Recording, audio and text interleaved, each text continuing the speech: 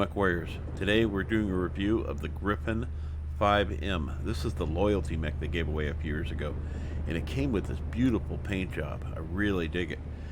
This mech has the capability of AMS, 2 energy points, 2 missile points, and 4 ballistics. What I've just chosen to go with is 2 snub-nosed PPCs, 2 SRM6s, and 4 of the mag shots.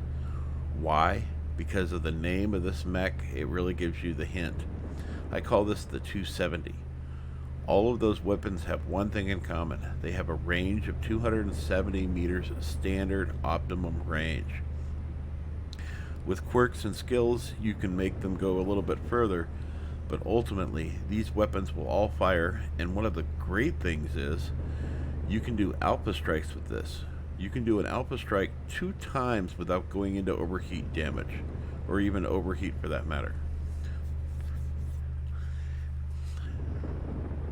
The nice thing about these is you're doing critical damage, you're doing damage that's going to be significant, and if you come up on somebody, you can really surprise them. They're going to be really surprised when they see this Griffin and realize you have a really good firepower on this. Here's what the PPCs look like. Here's the mag shots. And here are the SRM6s. And if you fire them together, at 25%. you create daisy makers. Yeah, you're going to start putting people in daisy spots. You know, making them visit the ghost, or becoming the ghost. As you can see, we are back here in the mech lab. And as I mentioned, I have 4 mag shots. And they only weigh a half a ton each, but they do really nice damage. If you fire these in alpha strikes, you can get 8 damage from firing all 4 of these. I like to chain fire these, honestly, because it's just constant damage. They don't produce a lot of heat, but they do produce some heat. I'm running 2 tons of ammo for those. I have the 2 SRM6s, and as I mentioned before, optimum maximum range on these is 270 meters, just as before. These ones will do 12.9 damage each, and I have 1 ton of ammo for those. Those are not my primary weapons, they're backups. For my primary weapons, along with the mag shots, I've got 2 snub-nosed PPCs. The snub-nosed TPCs have a maximum range of 540, and that you can scale that out with quirks as well. But the optimum range is once again 270. And then they start to drop off pretty quickly after that 270 meters. So I only like to think about the 270 meters with these and these, because at 271 these do nothing except for with skills and quirks. Speaking of which, let's take a look at this build.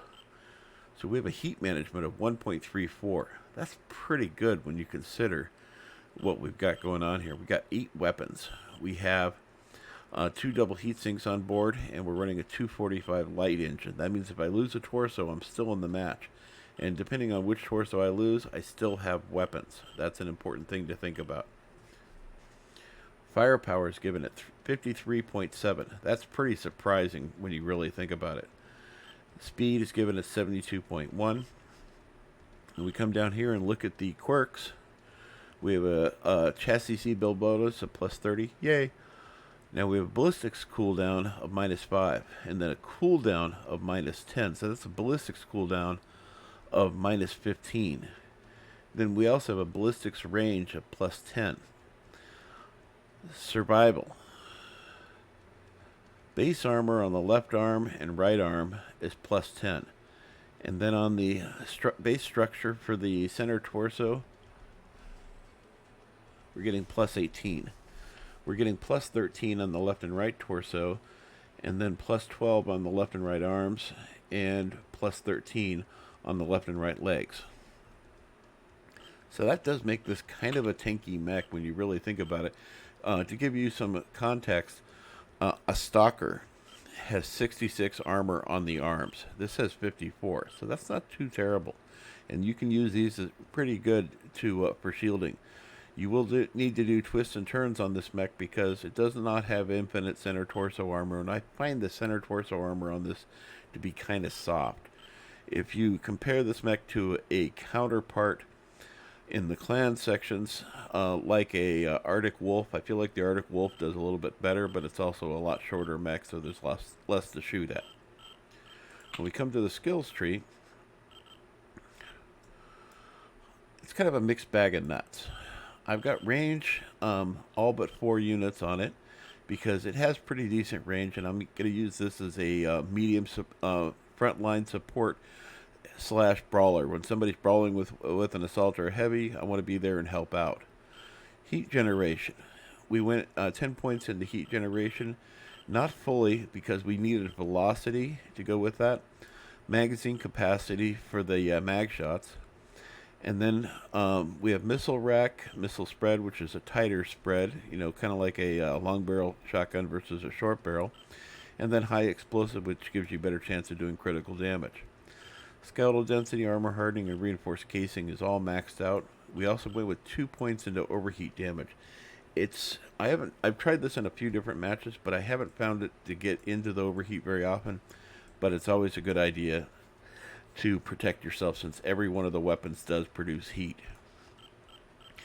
Operations. Cool run and heat containment, because I ride an override all the time. I even do it on my Gauss builds because I just like the neon sign. Because this is kind of a brawler, you want to be able to support and help people out and also protect yourself, so seismic sensor is a must. Radar deprivation. I wanted full radar deprivation, but I really needed other things a little bit more. So I went 3 points into radar deprivation, and sensor range I went into 4. This isn't an LRM boat, so I don't really benefit from having lots of sensor range. 2 cool shots and a UAV. Yeah, so this is an overall really cool build. And by the way, this paint scheme came with the loyalty. So if you have your loyalty rolling around someplace in an attic and you pull it out, this is a really cool paint scheme for it. And I went with this coloring because I think it really stands out. I think the original colors were a lot brighter, and I like this a little bit better. I didn't do any decals on this because I just thought that this was so iconic. Anyway, this has been a quick review, and I hope you like this mech, and I hope to see you on the battlefield.